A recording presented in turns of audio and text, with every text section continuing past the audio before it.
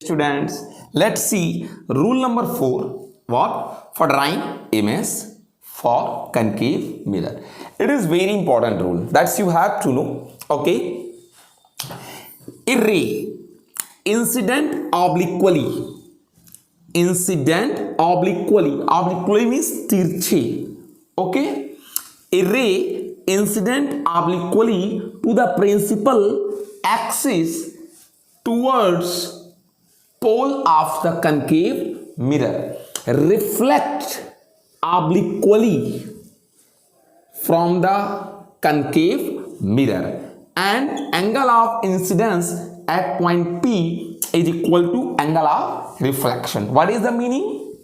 जब भी किसी बेटा कॉन्केव मिरर पर कोई भी लाइट रे ऑब्लिक्वली तिरछे पॉइंट पी पर प्रिंसिपल एक्सिस पर इंसिडेंट होती है, then also reflect back what बेटा obliquely, and angle of incidence is equal to the angle of what beta reflection. Okay, I think you understood all four rules. Okay, goodbye.